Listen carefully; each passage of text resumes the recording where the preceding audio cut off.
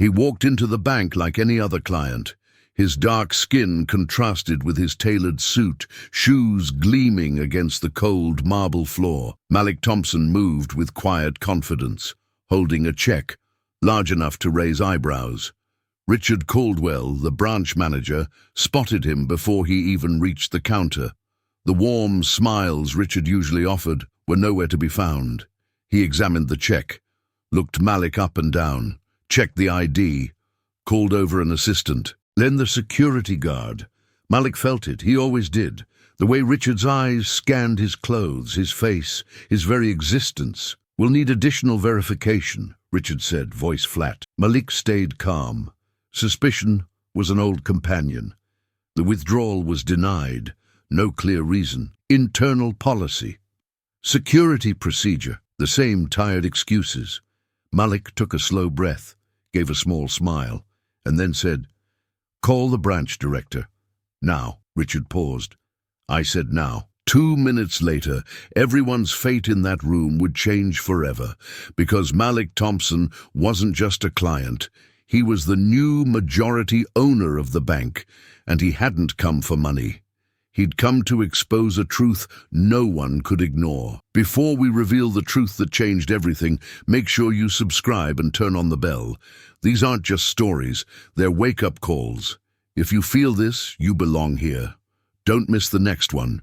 Hit that button and stay with us. What happens next? We'll shake you. Malik Thompson was born on the south side of Chicago, in a neighborhood where dreams were often left on cracked sidewalks. His mother, Gloria, worked 2 jobs and still found time to teach him about integrity, dignity, and survival. She told him stories of men who built empires, even when the world called them invisible. Malik was quiet, observant. He loved numbers, patterns, systems.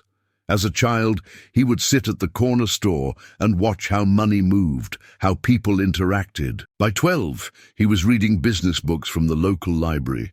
By 16, he had memorized the biographies of every black entrepreneur he could find. But school was another battlefield. Teachers underestimated him. Classmates mocked him when he spoke with ambition. "CEO, man, be real," they'd laugh. Malik learned early. Silence was sometimes safer than brilliance. Still, he pressed on. He studied. He worked. He took a scholarship to a local university, choosing finance over football, passion over popularity. The lectures bored him, but the strategy, the mechanics of wealth, that lit him up. He graduated top of his class. No one noticed. Then came the interviews, dozens of them, rejections that came without explanation. He wore his best suits. He spoke clearly. He never raised his voice, but they always looked through him, until one day he stopped asking for permission to belong. Malik didn't want luxury cars or a corner office. What he wanted was freedom. Freedom from judgment, freedom from proving his worth every time he entered a room.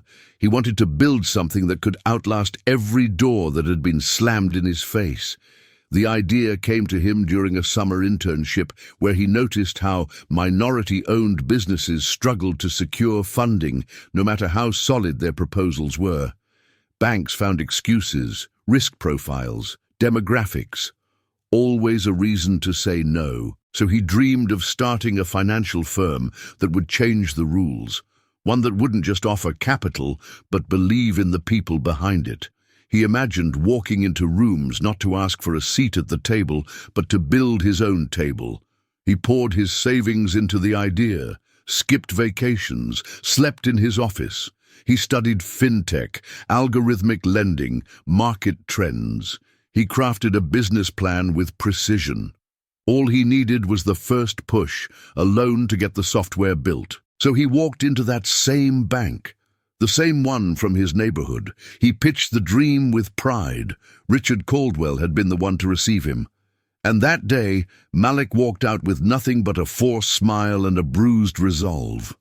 The rejection hit harder than Malik expected. He had done everything right, clean credit, airtight business plan, collateral. But Richard hadn't even looked him in the eye, just skimmed the paperwork, gave a tight smile and said, "We don't think this aligns with our lending strategy." No feedback, No second look, just a door, gently but firmly closed. Malik left the bank feeling small, not because of the denial, but because of the way it was delivered. Like his dream wasn't even worth discussing, like he didn't exist beyond a checklist that had already been marked no. That night, he sat in his car for over an hour. Engine off, phone silent. He stared at the dashboard and wondered if this was all a mistake. Maybe they were right. Maybe he wasn't built for this. The self-doubt crept in like poison. Memories of his teachers, the laughter from classmates, the constant push to prove himself, it all came flooding back. Every no felt like a confirmation of what they always wanted him to believe. He didn't sleep that night. The next morning he opened his laptop, looked at the numbers again, and whispered to himself, one more try. But that one more try would cost him more than he imagined. The next 12 months were brutal. Malik poured everything into the business, his savings, his energy, his hope. But with no funding, progress was slow. He borrowed from friends, maxed out credit cards, skipped meals to stretch every dollar. The office became a second home, and then the only home. Investors ignored him. Some meetings ended before they began. One investor didn't even shake his hand. Another mistook him for a delivery guy. The worst moment came during a pitch event. He was the only black entrepreneur in the room. A judge asked if he was there to support someone else. Humiliation blurred into exhaustion. His phone buzzed with overdue notices. He sold his car. His apartment lease ended. He moved into a friend's garage and lied to his mother, telling her everything was fine. He couldn't let her see him like that. The world grew quieter. Friends stopped calling. People who once cheered him on fell silent. He started to believe what they all seemed to believe, that maybe he wasn't enough. He avoided mirrors. And one night, alone in that garage, he looked at his laptop, the cursor blinking on a half-finished resignation letter. Tears welled in his eyes. He had nothing left but a name, and even that felt hollow. If any part of this story speaks to you, if you've ever felt unseen, unheard, take a moment to like this video and tell us in the comments, when was your turning point? Your voice matters here, you're not alone, we're listening. And your story could inspire someone else to rise. It was the sound of an old voicemail that saved him. Scrolling through his phone one night, Malik found a message from years ago. It was his mother, Gloria. Her voice was tired but full of love. Baby, don't let them make you small. You hear me? You were born for more. They can doubt you, but don't you ever doubt yourself. The words cracked something open. He didn't cry, not then. He just sat there, frozen, listening to it over and over, like a prayer, like a lifeline. The next day, he reached out to Darius Evans, a seasoned black entrepreneur he'd once met at a local business forum.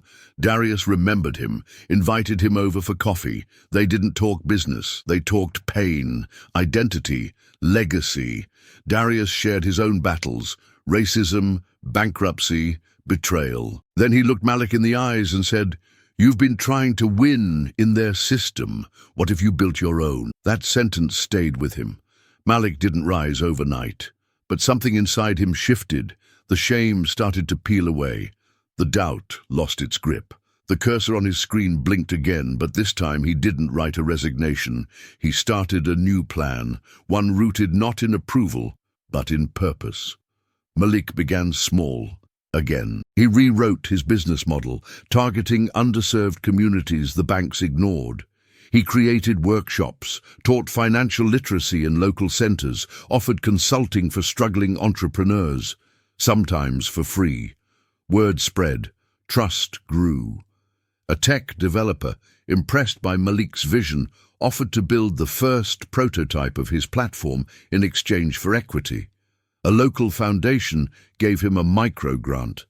It wasn't much, but it was a start. He moved from the garage into a shared office space. Every day, he showed up early and stayed late, piecing together a network of allies who believed in what he was building. Instead of chasing big banks, he partnered with credit unions, churches, and community leaders. He knew their pain, spoke their language. He wasn't selling hope, he was proving it was possible. For the first time, people weren't just listening, they were investing. The app launched modestly, offering tools for budgeting, microloans, and business coaching. Within months, it had over 10,000 users. Soon after, an angel investor, himself a black founder, offered 6 figures to help Malik scale. He didn't celebrate, he worked. Because Malik knew the climb wasn't over. The mountain had just changed shape. With the investment secured, Malik expanded his platform, hiring a small team, diverse, driven, and hungry to change the narrative. But growth came with its own weight. Deadlines piled up. Bugs in the software sparked sleepless nights. A key team member quit after a disagreement over strategy. Malik's instinct was to handle everything alone, to prove, once again, that he could carry it all. He started missing meals, skipping calls from his mother. The pressure, the pace, the fear of failing, now that people believed in him, it all came crashing in. Then came the deal with the bank. It was ironic. The same institution that had once rejected him was now struggling with community engagement and public image. A merger had left them exposed, and Malik's platform offered the perfect PR solution.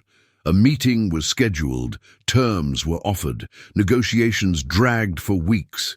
Malik stood firm, not for pride, but for principle. He demanded equity, oversight, a say in who got the funding.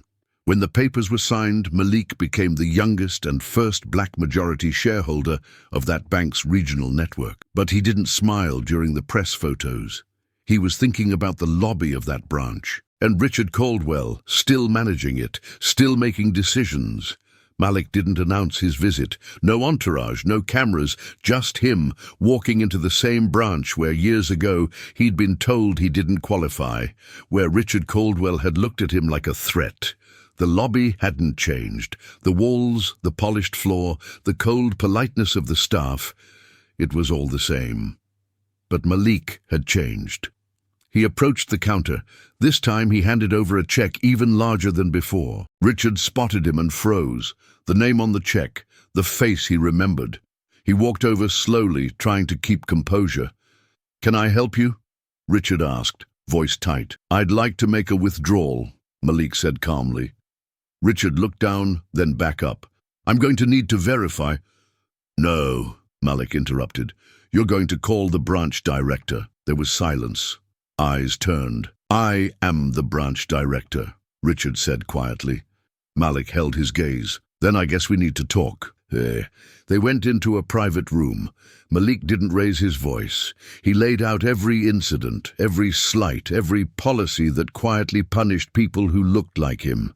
He didn't come for revenge. He came with a proposal: bias training, diversity hiring, accountability systems. Richard sat silent, his face pale. "Then I was wrong," Malik nodded. "Now help me fix it." And in that moment, power didn't look like dominance. It looked like grace, like the kind of strength that rewrites the ending. What happened in that room didn't just shift the fate of 2 men, it began to shift a system. Malik could have fired Richard on the spot. He had every right, but instead he chose the harder path: restoration over retaliation. He believed that real power wasn't just about taking control, it was about creating change. Policies were rewritten. The bank launched an internal audit on racial bias in lending. Community partnerships were formed. Malik personally oversaw the rollout of programs that offered real access to capital for marginalized entrepreneurs. He spoke at schools, at city halls, even in boardrooms that once wouldn't take his call. And every time he carried the same message: you can be underestimated your whole life, but never let that define your worth. His story wasn't about one victory, it was about showing others what was possible, that you could be shut out, turned down, humiliated, and still rise. Not by becoming like them, but by becoming more of who you are. Malik didn't erase the pain. He used it, transformed it, and in doing so, gave others permission to do the same. He didn't just change one bank, he changed the narrative. Years later, Malik Thompson's name became synonymous with integrity and transformation. The platform he built expanded nationwide, funding thousands of small businesses, many led by people who had once been told no too many times. The bank he partially owned became a model for inclusive finance, cited in national reports, studied in business schools. Richard Caldwell? He stayed. After completing rigorous equity training, he asked to lead the bank's diversity initiatives voluntarily. He publicly acknowledged his failures and became an advocate for change within the very system he once upheld. It wasn't redemption through words, but through action. And Malik? He kept his circle small, visited his mother every Sunday, never moved into a mansion, never flaunted his wealth. He said his success wasn't in his bank account, but in the letters he received, from young entrepreneurs, from single mothers, from strangers who said, "Because of you, I didn't give up." He knew the fight wasn't over, but it was no longer just his. A movement had started, and Malik, the boy from the south side of Chicago who once sat silent in a classroom, now had a voice loud enough to shake boardrooms. And he used it for all the ones who hadn't been heard. How many times have you judged someone based on how they looked, on where they came from, on what you thought they could never be? Malik Thompson's story isn't just about overcoming, it's about choosing a different kind of power, the kind that heals, the kind that transforms. If this story moved you, take a moment to reflect. Share it. Leave a comment below. Have you ever been underestimated? Have you ever had to prove your worth just to be seen? Let's keep this conversation going. And if you believe in stories that matter, that challenge the way we see the world, subscribe. Turn on notifications. Be part of this movement, because one choice, just one, can change everything. And sometimes the quietest voice becomes the one that echoes the loudest.